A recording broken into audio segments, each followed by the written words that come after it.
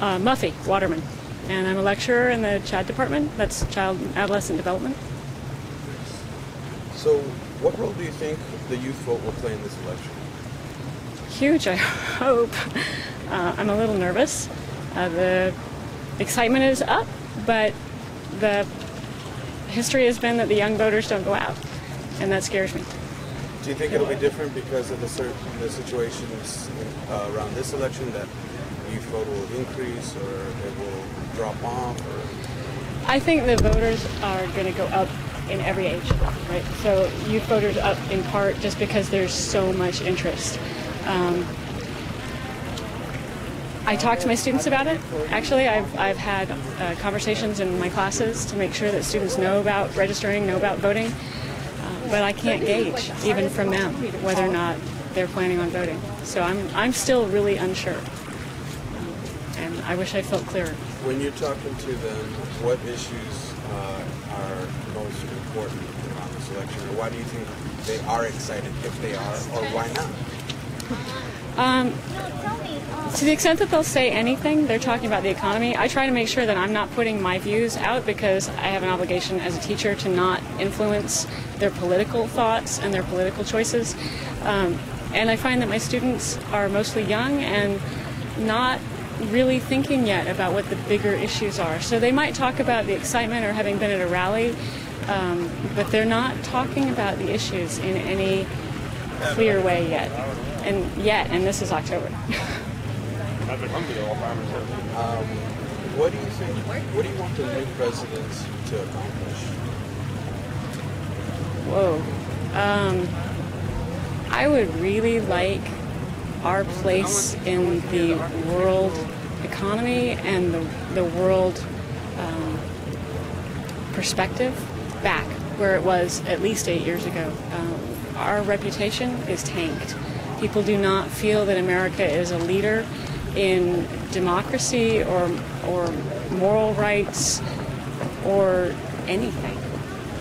We've lost a lot of ground, and we've lost it outside the country, and we've really lost it inside the country. What election issue is most important to you? That's always a tough one. I guess I would say the war.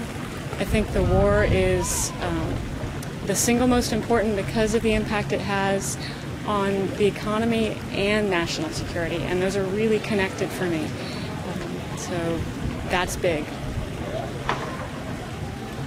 In your view, how do the candidates compare on this? I think this is actually one of the places that they're really clear and really different. So McCain has committed us to 100 more years. He backed the war. He continues to back the war in Iraq. Obama has clearly stated that he would like to see withdrawal. He'd like to move troops from Iraq into Afghanistan, support the work that's going on there, and ultimately, and in fairly short term, bring everybody back from Iraq. And I'd like to see that. So what issue has not gotten a lot of attention, but should? Poverty. I think that one's the big one.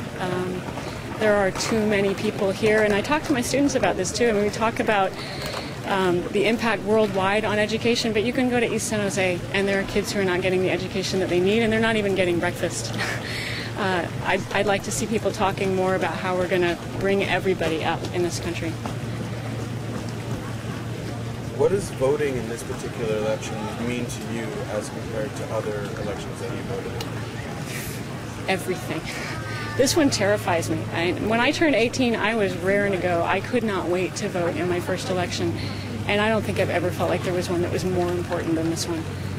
We are really teetering on the brink of disaster, internally, externally, and I sincerely hope that the country will go for Obama. I think that's really going to be where we need to go. Hi, I'm Smala. I'm a junior at San Jose State. My major is molecular biology, and I'm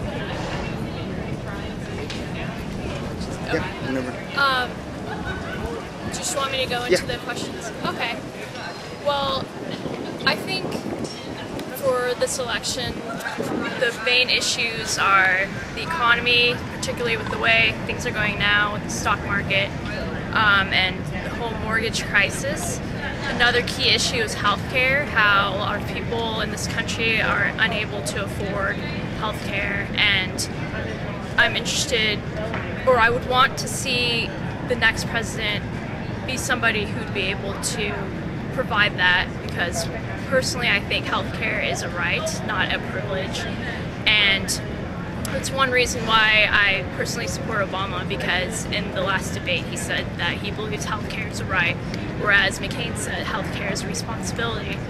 In a sense, I think McCain is right because it is a responsibility, but responsibility of the federal government, in that they should be able to enforce that right for the citizens of their country. And I think the same is true for education as well, especially with the cost of education rising and the cost of living rising. A lot of people who should be going to school and should be obtaining higher education are unable to do so. And I think that's also another key issue, is making higher education more affordable and increasing financial aid, as well as increasing the range of people who can get financial aid.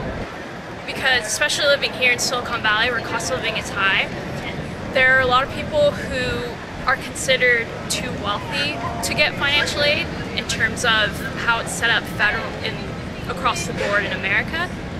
But because they live here or in some other area that has a high cost of living, it doesn't work out. So I think that financial aid needs to be reevaluated, and they should base their cutoffs for who gets financial aid and who doesn't based on the area that those people live in and the cost of living in the area. And I don't think that should be hard to do, because statistics such as median house value and things like that for each county and even each city are available online. And I think they got together a group of economists or whomever would be equipped to handle that sort of thing. If they get a group of people like that together, they should be able to do that easily. Another issue that I feel strongly about is same-sex marriage, but unfortunately both McCain and Obama said that they don't support same-sex marriage. But at least in the state of California, I'm hoping that Prop 8, which says that if Prop 8 passes, it will create an amendment to the California Constitution, which would say that only a marriage between a man and a woman would be valid and recognized in California. But I don't agree with that, and it actually violates the California Constitution, in that the California Constitution is supposed to give equal protection, and if that proposition passes, then same-sex couples would be unable to get married. So I've been working on the No on Prop 8 campaign, as well as the No on Prop 4 campaign here at San Jose State. So that's an issue I feel strongly about, and I wish that both candidates, or at least I wish Obama would address that issue more. But I can see why they are saying that they don't support same-sex marriage, because there are still a lot of people in this country who don't support it, and if they were to say they support it, that would turn away voters. So I understand that, but I'm hoping that maybe they'll turn around when they get into office, or at least change.